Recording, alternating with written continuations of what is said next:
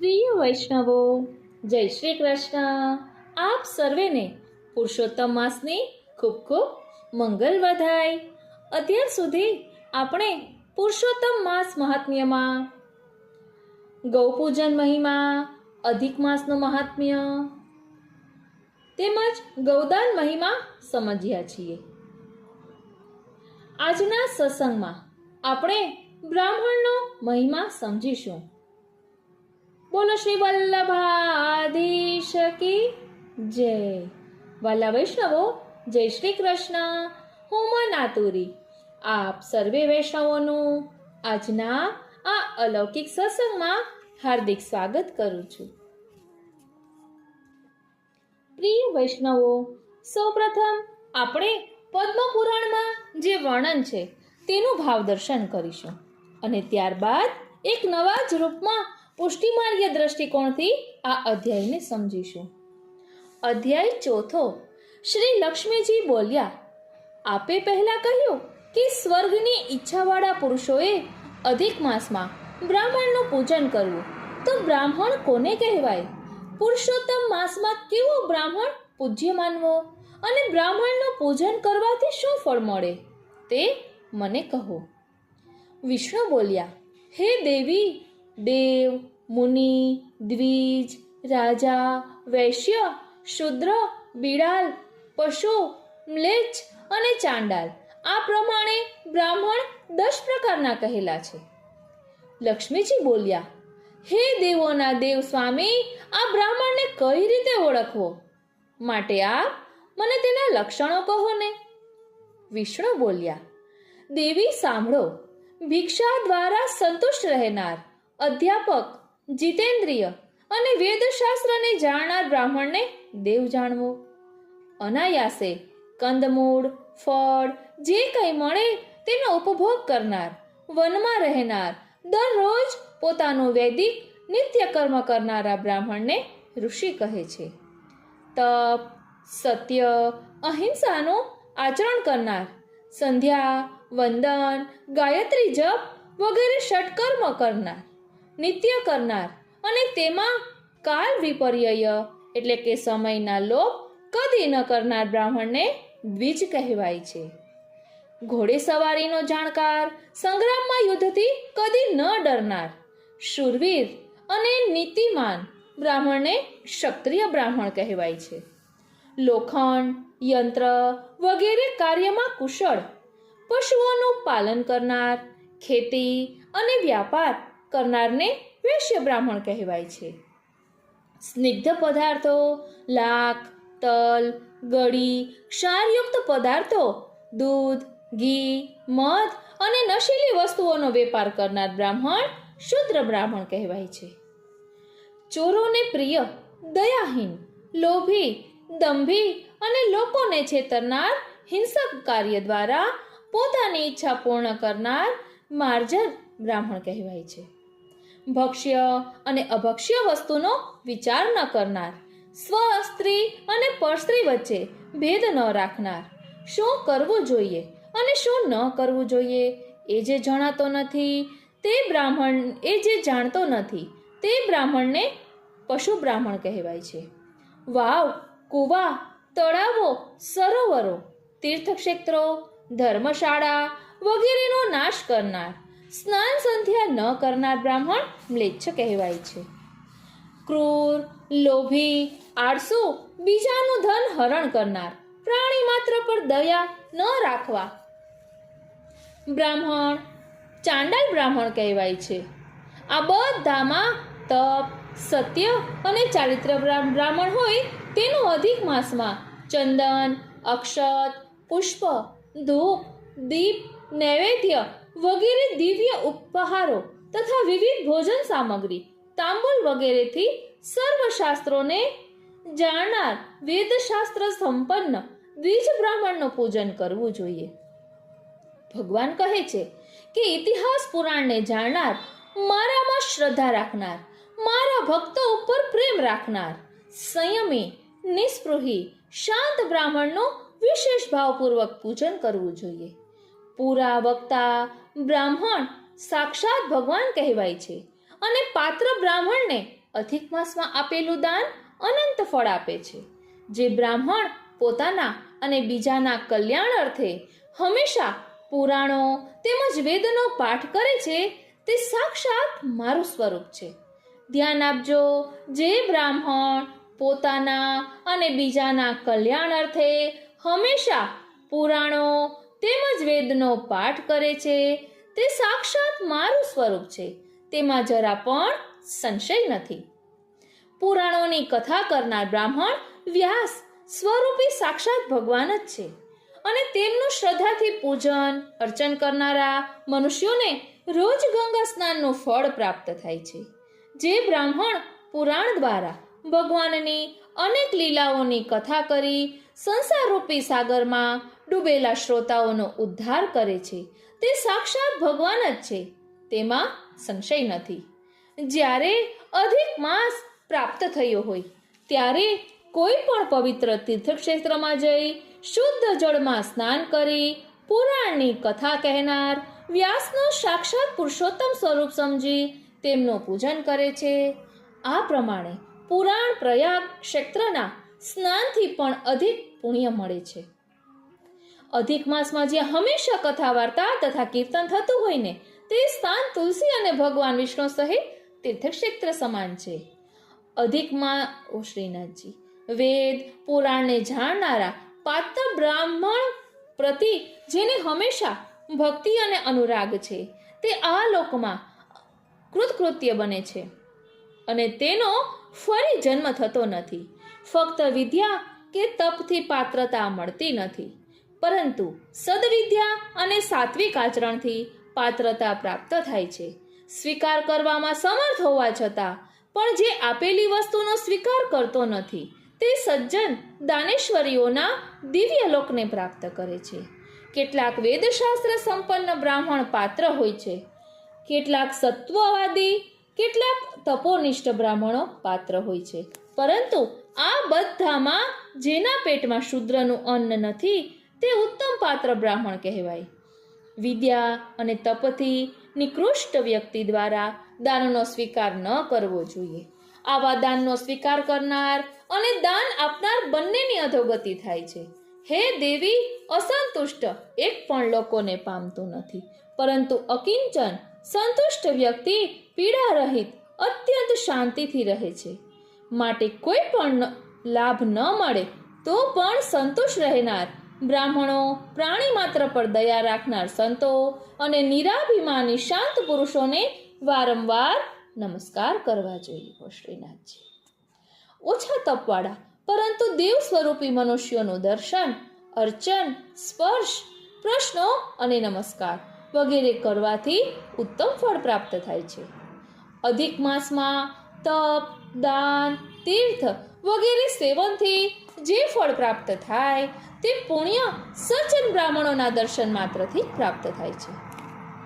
જ્યારે તીર્થ સેવાનું ફળ યોગ્ય સમયે મળે છે, તારાગણ, પૃથ્વી, આકાશ, વાયુ, અગ્નિ, સૂર્ય, ચંદ્ર વગેરેની જુદી જુદી રીતે ઉપાસના કરવાથી જે પુરુષોના પાપ સમૂહનો નાશ થતો નથી, પરંતુ અધિક માસમાં બ્રાહ્મણો અને સંતોની ક્ષણિક સેવા અને દર્શન કરવાથી બધા પાપોનો નાશ થાય છે. જેની બુદ્ધિ અને શરીર ત્રણ દોષોથી કામ, ક્રોધ, લોભ અને સમયે સમયે અનેક પ્રકારના વિકારોથી કલુષિત થઈ જાય છે, વળી તેવા અજ્ઞાની મનુષ્યોને તીર્થક્ષેત્ર વિશે પણ ઘૃણા રહેલી છે. તેઓને પુણ્યશાળી બનાવવા માટે અને લોકો પર ઉપકાર કરવા માટે બ્રાહ્મણો આ પૃથ્વી ઉપર વિચરણ કરે છે. જેઓના હૃદયમાં ભગવાન રહેલા છે એવા વિપ્રોના ચરણરજથી દર્શન અને સ્પર્શથી યોગ્ય સમયે ધીરે ધીરે બધાને પવિત્ર કરે છે. બ્રાહ્મણોના સ્વસ્તિ વચન એટલે કે આશીર્વાદથી હું જનાર્દન બન્યો છું. બ્રાહ્મણો બધા પ્રાણીઓમાં શ્રેષ્ઠ છે, તો પછી તપ, સદવિદ્યા અને સદભક્તિથી યુક્ત બ્રાહ્મણોનો તો કહેવું જ શું. બ્રાહ્મણ સર્વદેવમય છે અને હું સર્વ વેદમય છું. બ્રાહ્મણ મને અત્યંત પ્રિય છે અને દુષ્ટબુદ્ધિવાળા, સમજ્યા વગર ગુરુમાં, બ્રાહ્મણમાં અને મારામાં ભેદબુદ્ધિ રાખનારા નાસ્તિકો કહેવાય છે. મારું દર્શન કરવાની ઈચ્છાથી આખા ચરાચર વિશ્વમાં બ્રાહ્મણ મારા સ્વરૂપોને મનમાં સ્થિર કરી આત્મકલ્યાણ માટે મનમાં મારું ધ્યાન કરે છે. બ્રાહ્મણો અને ઋષિઓ સદા પૂજ્ય છે, માટે બ્રાહ્મણનું પૂજન ત્રણેય લોકનું પૂજન કર્યા બરાબર છે. બ્રહ્મસ્વ એટલે બ્રાહ્મણનું ધન. બ્રાહ્મણનું લીધેલું થોડું ધન પણ પોતાને ભગવાન માનનારા રાજાઓ પણ પચાવી શકતા નથી, તો બીજાની શી વિચાર?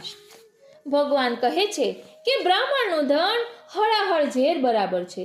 ઝેરને દૂર કરવાના ઉપાયો છે, પરંતુ બ્રાહ્મણનું ધન લીધું હોય તેના પાપ દૂર કરવાનો કોઈ ઉપાય નથી. ઝેર ખાનારને મારી નાખે છે, અગ્નિ જળથી શાંત થાય છે, પરંતુ બ્રાહ્મણના ધનરૂપી અગ્નિ આખા કુળનો નાશ કરે છે. અજાણતા જો બ્રાહ્મણનું ધન લેવાઈ ગયું હોય તો આગળ અને પાછળની 10 પેઢીનો નાશ થાય છે. પાપને જાણવા છતાં સંપત્તિથી ઉન્મત્ત બનેલા મૂર્ખ રાજાઓ બ્રાહ્મણનું ધન હરી લઈને અંતે નરકની યાતના ભોગવે છે. વંદનીય બ્રાહ્મણનું ધન અપહરણ કરનારા રાજાઓ અને રાજસેવકો રુદન કરતા દુઃખી બ્રાહ્મણ પરિવારના જેટલા આંસુઓના ટીપા પડે છે તેટલા વર્ષો પર્યંત કુંભીપાક નરકની યાતના ભોગવે છે. ઓ શ્રીનાથજી, બ્રાહ્મણને પોતે આપેલી આજીવિકા કે બીજાએ આપેલી આજીવિકાનું અપહરણ કરે છે ને તે 60,000 વર્ષો પર્યંત નરકનો કીડો બની યાતના ભોગવે છે. બ્રહ્મધનને પ્રાપ્ત કરી પરાજિત થયેલા રાજાઓ રાજ્યથી ભ્રષ્ટ થઈ અલ્પાયુષ્યવાળા બન્યા છે, માટે બ્રાહ્મણના ધન અપહરની મને કદાપી ઈચ્છા ન થાવ. બ્રાહ્મણ દ્વારા અપરાધ થયો હોય તે શાપ આપે તો પણ મારા ભક્તોએ તેનો દ્રોહ ના કરવો, પરંતુ બ્રાહ્મણોને તો વારંવાર નમસ્કાર જ કરવા. ભગવાન કહે છે કે જેમ હું શ્રેષ્ઠ બ્રાહ્મણને વારંવાર નમસ્કાર કરું છું ને, તેવી રીતે તમારે પણ બ્રાહ્મણને આદર આપવો, નમસ્કાર કરવા. તેમ ન કરે તો મારા દંડનો ભાગીદાર બને છે. અજાણપણાથી પણ બ્રાહ્મણને અર્પણ કરેલ દાનમાં ફેરફાર થાય તો તેની અધોગતિ થાય છે. અહીં આ જ પ્રમાણે બ્રાહ્મણને આપેલી ગાય બદલાઈ જવાથી નૃગરાજાનું પતન થયું હતું. શ્રી પદ્મપુરાણમાં લક્ષ્મી માધવ સંવાદનો અધિક માસ મહાત્મ્યનો 4થો અધ્યાય અહીં વિરમે છે. બોલો શ્રી વલ્લભાધીશ કી જય. વાલા વૈષ્ણવો, અહીં કેન્દ્રમાં બ્રાહ્મણ છે અને દ્વિજ કોને કહેવાય તે કહ્યું છે. આપણે મહાપ્રભુજીની વધાઈ બોલીએ છીએ ને, દ્વિજ કુલ પ્રકટે શ્રી હરિ સુંદરતા કી રાસ. દ્વિજ કુલ પ્રકટે શ્રી હરિ. તો ચાલો એ દ્વારા શ્રી મહાપ્રભુજીના સ્વરૂપને સમજવાનો પ્રયાસ કરીએ કે જે દ્વિજ કુલમાં પ્રગટ્યા છે. અને આપણે કહીએ છીએ ને, તૈલંગ તિલક શ્રીમદ વલ્લભ, તૈલંગ તિલક શ્રીમદ વલ્લભ, કંઠ ઉપરણા સુંદર ધોતી, ભાલે ઝળકે છે હીરા ને મોતી, તૈલંગ તિલક શ્રી મદ વલ્લભ. તો ચાલો હવે આપણે શ્રી વલ્લભના સ્વરૂપને કે જે બ્રાહ્મણ કુળમાં પ્રકટ્યા છે એ સ્વરૂપને સમજવાનો રંચક પ્રયાસ કરીએ. બોલો શ્રી વલ્લભાધીશ કી જય. પ્રિય વૈષ્ણવો, આપણા વિષ્ણુદાસજી શ્રી વલ્લભને દ્વિજરાજ કહે છે, એટલે કે આપ વર્ણથી જે બ્રાહ્મણો છે તેમાં સર્વોત્તમ છો, અથવા દીક્ષાદાતા સેવકને બીજો જન્મ આપીને દ્વિજ બનાવે છે. તેમાં આપ શ્રેષ્ઠ દીક્ષાદાતા છો, અથવા જેમનું તનુ ભગવત સેવા અર્થે હંમેશા નૂતન, તેમાં આપ દ્વિજ છો, પણ આપ સમાન કોઈ નથી, તેથી દ્વિજરાજ છો. અથવા તો આપના સેવક દીક્ષિત દ્વિજમાં આપ રાજ કરો છો, તેથી દ્વિજરાજ છો. આપનું પ્રાકટ્ય થતાં જ ભક્તિરૂપ અમૃત સુધા પ્રભુનો ઉચ્છિષ્ટ રસ ભાવ પણ વરસવા લાગ્યો. કેમ કે આપમાં અને ભક્તિ સુધામાં કોઈ ભેદ નથી, કેમ કે આપ જ કૃષ્ણાસ્ય એટલે કે ભગવદ મુખારવિંદ સ્વરૂપ છો. જે માસ છે તેનું નામ પણ માધવ કૃષ્ણથી યુક્ત છે, અને એકાદશી પણ કૃષ્ણયુક્ત છે, તેથી તે બહુ પ્રિય પવિત્ર દિવસ છે. શ્રી વલ્લભ ખૂબ જ કરુણાવંત છે, અને આપ સુખનો સાગર છે. સૌ ભક્તો શ્રી વલ્લભને પામીને સુખ જ પામે છે. આપ એકલા નથી પધાર્યા, પરંતુ જેમ સારસ્વત કલ્પમાં પ્રભુ પરિકર સાથે ભૂતલ પર પધાર્યા હતા, તેમ શ્રી વલ્લભ પણ પોતાના સકલ સમાજને સાથે લઈને પધાર્યા છે. આપના 84 વૈષ્ણવો વગેરે આપના નિત્યલીલાના નિર્ગુણ સંગી ભક્તો છે. કુમુદ જેમ ચંદ્રની અપેક્ષા કરે અને ચકોર પણ ચંદ્રની અપેક્ષા કરે, તેમ આપના પ્રાકટ્યની રાહ જોતા ભક્તોના મનોરથ આપે પૂર્ણ કર્યા છે. આપ જ આનંદરૂપ છો અને ભૂતલનું ભૂષણ છો,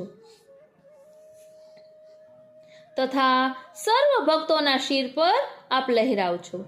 વિષ્ણુદાસ છીપાજી કહે છે કે પંડિતો પણ આપના ગુણો ગાય છે, પરંતુ જ્યારે પૂરેપૂરા નથી ગાઈ શકતા ને, એટલા અગણિત ગુણો છે, તેથી તેમની પંડિતાઈ ત્યાં લજવાઈ જાય છે. પંડા બુદ્ધિ, તેમની બુદ્ધિ શ્રી મહાપ્રભુજીના ગુણોનો પાર પામી શકતી નથી. સપ્તશ્લોકીમાં શ્રી પ્રભુચરણ આજ્ઞા કરે છે કે ગુણૈરન્ય કોવા વિલસતી વિના વલ્લભવરમ, અને વલ્લભાષ્ટકમાં પણ વર્ણન આવે છે ક્વચિત પાંડિત્યમ ચેન્ન. એ ભાવદર્શન પણ આપણે આગળ સમજીશું. એટલે અહીં વિષ્ણુદાસ છીપા કહે છે કે ભક્તિ સુધા બરકત હિ પ્રકટે શ્રી વલ્લભ દ્વિજરાજ. ધ્યાન આપજો, ભક્તિ સુધા રસ બરખત હિ પ્રકટે શ્રી વલ્લભ દ્વિજરાજ. માધવ માસ કૃષ્ણ એકાદશી પિય પુનિત દિન આજ. કરુણાવંત અતુલ સુખ સાગર સંગ લીએ સકલ સમાજ. બંધુ કુમુદ અનુચર ચકોર કે ભય મનોરથ કાજ. આનંદ રૂપ જગત કે ભૂષણ લસત સબન શિરતાજ. વિષ્ણુદાસ ગુણ ગણિત થકિત ભય પંડિત પાવત લાજ. તો ચાલો હવે શ્રી મહાપ્રભુજીના પાંડિત્યને શ્રી વલ્લભાષ્ટકમાં વર્ણવ્યું છે તેનું થોડુંક ભાવ દર્શન કરીએ. બોલો શ્રી વલ્લભાધીશ કી જય.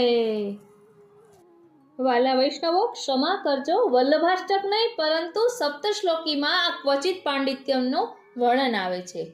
ક્વચિત પાંડિત્યમ ચેન્ન નિગમ ગતિ સાપી યદિ ન ક્રિયા સા સાપી સ્યાદ્યદિ ન હરિમાર્ગે પરિચય યદિ સ્યાત સોપી શ્રી વ્રજપતિ રતિર્નેતિ નિખિલે ગુણૈરન્ય કોવા વિલસતી વિના વલ્લભવરમ.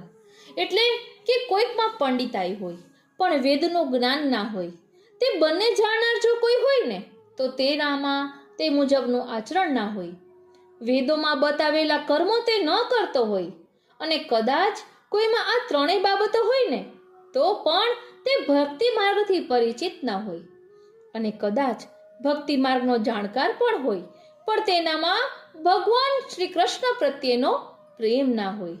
આ બધા જ ગુણો જેનામાં એકત્ર હોય એવા શ્રી વલ્લભવર સિવાય બીજું કોણ છે? અર્થાત વેદશાસ્ત્રોના ઉત્તમ જાણકાર, વૈદિક કર્મો નિષ્ઠાપૂર્વક કરનારા, ભક્તિ માર્ગના મર્મજ્ઞ અને વ્રજાધીશ ભગવાનને પ્રેમ કરનારા તથા બીજાઓને એ માર્ગે ચલાવનારા કેવળ શ્રી વલ્લભ જ છે. એટલે શ્રી વલ્લભમાં બહિરંગ રૂપે 6 ધર્મો બિરાજમાન છે. તેમાં આ શ્લોકમાં વૈરાગ્ય ધર્મનું નિરૂપણ કરતા યશ ધર્મનું નિરૂપણ વિશેષ જણાય છે.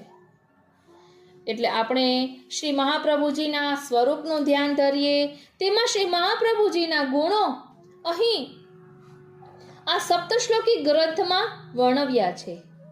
અને શ્રી મહાપ્રભુજીના સેવકોમાં પદ્મનાભદાસજી, રામાનંદ પંડિત, માધવ ભટ્ટ કાશ્મીરી અને બીજા અનેક શાસ્ત્ર પારંગત વિદ્વાનો પણ હતા.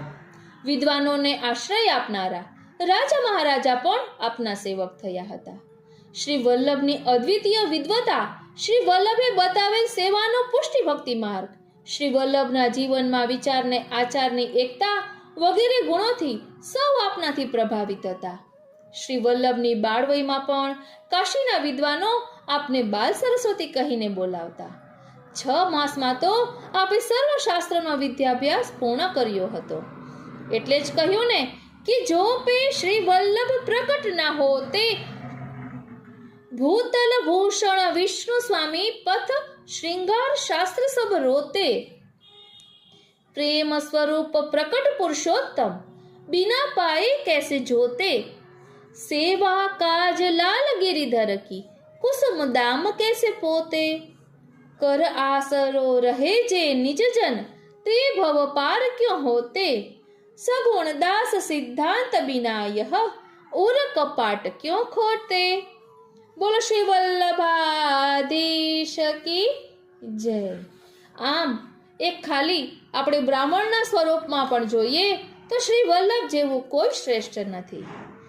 ચાલો હવે આપણે પુરુષોત્તમ સહસ્ત્રના નામોનો જે પાઠ કરીએ છીએ, પુરુષોત્તમ માસના મહાત્મ્ય પછી એ કરીએ. અને વાલા વૈષ્ણવો, ગયા 3જા પાઠમાં એટલે કે અધ્યાય 3જાનું ભાવ દર્શન કર્યું હતું, તેમાં મારાથી ભૂલમાં રહી ગયું હતું, તે અત્યારે આપણે વધારે કરી લેશું. બોલો શ્રી વલ્લભાધીશ કી જય. પ્રિય વૈષ્ણવો, આપણે નામાવલીના રૂપમાં આ પુરુષોત્તમ સહસ્ત્ર નામ લઈશું, કારણ કે એક પુસ્તકમાંથી લઈ રહ્યા હતા, તેમાં ભૂલ છે શ્લોકમાં. એટલે આજે આપણે દરરોજ હવે 35 નામોનું ભાવ દર્શન કરીશું નામાવલીનું.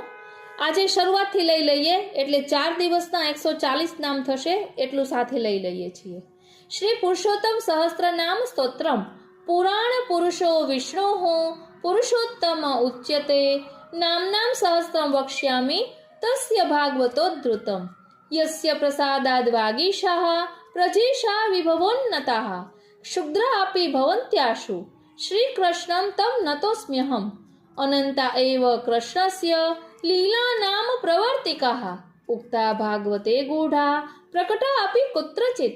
અતસ્તાની પ્રવક્ષ્યામિ નામાની મુર્વૈરિણઃ સહસ્રમ યસ્તુ પઠિતૈ પઠિતમ સ્યાશુકામૃતમ. કૃષ્ણ નામ સહસ્રસ્ય ઋષિરગ્નિર નિરૂપિતઃ ગાયત્રી ચ તથા છંદો દેવતા પુરુષોત્તમઃ. વિનિયોગઃ સમસ્તેષુ પુરુષાર્થેષુ વૈ મતઃ. બીજમ ભક્ત પ્રિય શક્તિ સત્યવાગુચ્યતે હરિ. ભક્તોદ્ધરણ યત્નસ્તુ મંત્રોત્ર પરમો મતઃ. અવતારિત ભક્તાંશઃ કિલકમ પરિકીર્તિતમ. અસ્ત્રમ સર્વ સમર્થશ્ચ ગોવિંદઃ કવચમ મતમ. પુરુષો ધ્યાન મંત્રોક્ત સિદ્ધિ શરણ સંસ્મૃતિ. પ્રથમ સ્કંદ નામાની અધિકાર લીલા. શ્રી કૃષ્ણાય નમઃ. સચ્ચિદાનંદાય નમઃ. નિત્ય લીલા વિનોદ કૃતે નમઃ. સર્વાગમ વિનોદિને નમઃ. લક્ષ્મીશાય નમઃ. પુરુષોત્તમાય નમઃ. આદિકાલાય નમઃ. સર્વકાલાય નમઃ. કાલાત્મને નમઃ. માયયાવૃતાય નમઃ. ભક્તોદ્ધાર પ્રયત્નાત્મને નમઃ.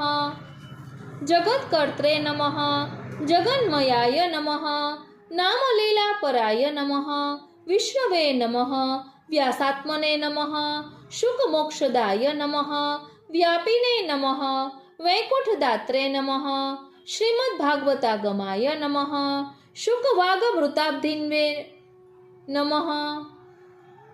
શૌનકાદ્યખિલેષ્ટદાય નમઃ. ભક્તિપ્રવર્તકાય નમઃ. ત્રાત્રે નમઃ. વ્યાસચિંતા વિનાશકાય નમઃ. સર્વસિદ્ધાંતવાગાત્મને નમઃ. नारदाध्यखिलेष्टदाय नमः अंतरात्मने नमः ध्यानगम्याय नमः भक्तिरत्नप्रदायकाय नमः मुक्तोपसृप्याय नमः पूर्णात्मने नमः मुक्तानां रतिवर्धनाय नमः भक्तकार्यैकनिरताय नमः द्रोण्यस्त्रविनिवारकाय नमः भक्तस्म्यप्रणेत्रे नमः भक्तवाक्परिपालकाय नमः ब्रह्मण्यदेवाय नमः धर्मात्मने नमः भक्तानां परीक्षकाय नमः आसन्नहितकर्त्रे नमः मायाहितकराय नमः प्रभवे नमः उत्तराप्राणदात्रे नमः ब्रह्मास्त्रविनिवारकाय नमः सर्वतः पाण्डवपतये नमः परीक्षिशुद्धिकारणाय नमः सर्ववेदेषु गूढात्मने नमः भक्तैकहृदयङ्गमाय नमः कुन्तीस्तुत्याय नमः प्रसन्नात्मने नमः परमद्भुत कार्यकृते नमः भीष्ममुक्तिप्रदाय नमः स्वामिने नमः भक्तमोहनिवारकाय नमः सर्वावस्थासु संसेव्याय नमः समाय नमः सुखहितप्रदाय नमः कृत्कृत्याय नमः सर्वसाक्षिणे नमः भक्तस्त्रीरतिवर्धनाय नमः सर्वसौभाग्यनिलयाय नमः परमाश्चर्यरूपधृषे नमः अनन्यपुरुषस्वामिने नमः द्वारकाभाग्यभाजनाय नमः बीजसंस्कारकर्त्रे नमः परीक्षितज्ञानपोषकाय नमः सर्वत्र पूर्णगुणकाय नमः सर्वभूषणभूषिताय नमः सर्वलक्षणदात्रे नमः धृतराष्ट्रविमुक्तिदाय नमः नित्यं सन्मार्गरक्षकाय नमः विदुरप्रीतिपूरकाय नमः लीलाव्यामोहकर्त्रे नमः कालधर्मप्रवर्तकाय नमः पाण्डवानां मोक्षदात्रे नमः परीक्षितभाग्यवर्धनाय नमः कलिनिग्रहकर्त्रे नमः धर्मादीनां पोषकाय नमः सत्संज्ञान हेतवे नमः श्रीमद्भागवत कारणाय नमः प्राकृतादृष्टमार्गाय नमः द्वितीय स्कंद नामानी ज्ञान लीला साधन लीला सकला गमये श्रोतव्याय नमः शुद्ध भावे हि कीर्तितव्याय नमः आत्मवित्तमे स्मर्तव्याय नमः अनेक मार्ग कर्त्रे नमः नानाविध गतिप्रदाय नमः पुरुषाय नमः सकलाधाराय नमः सत्वैक निलयात्मभुवे नमः सर्वध्येयाय नमः योगगम्याय नमः भक्त्याग्राह्याय नमः सूरप्रियाय नमः जन्मादिसार्थकृतये नमः लीलाकर्त्रे नमः सत्तां पतये नमः आदिकर्त्रे नमः तत्त्वकर्त्रे नमः सर्वकर्त्रे नमः विशारदाय नमः नानावतारकर्त्रे नमः ब्रह्माविर्भावकारणाय नमः दशलीला विनोदिने नमः नानासृष्टिप्रवर्तकाय नमः अनेककल्पकर्त्रे नमः सर्वदोषविवर्जिताय नमः तृतीय स्कंधे नामानि सर्गलीला वैराग्यहेतवे नमः तीर्थात्मने नमः सर्वतीर्थफलप्रदाय नमः तीर्थशुद्धैकनिलयाय नमः स्वमार्गपरिपोषकाय नमः तीर्थकीर्तये नमः भक्तगम्याय नमः भक्तानुशयकार्यकृते नमः भक्ततुल्याय नमः सर्वतुल्याय नमः स्वेच्छा सर्वप्रवर्तकाय नमः गुणातीताय नमः अन्वध्यात्मने नमः सर्गलीला प्रवर्तकाय नमः साक्षात् सर्वजगत्कर्त्रे नमः महदादि प्रवर्तकाय नमः माया प्रवर्तकाय नमः साक्षिणे नमः मायारति विवर्धनाय नमः आकाशात्मने नमः चतुर्मूर्तये नमः चतुर्धे नमः भूतभावनाय नमः रजः प्रवर्तकाय नमः ब्रह्मणे नमः मरीच्यादि पितामहाय नमः वेदकर्त्रे नमः यज्ञकर्त्रे नमः सर्वकर्त्रे नमः अमितात्मकाय नमः अनेक सृष्टिकर्त्रे नमः दशधा सृष्टिकारकाय नमः यज्ञांगाय नमः यज्ञवाराहाय नमः भूधराय नमः भूमिपालकाय नमः सेतवे नमः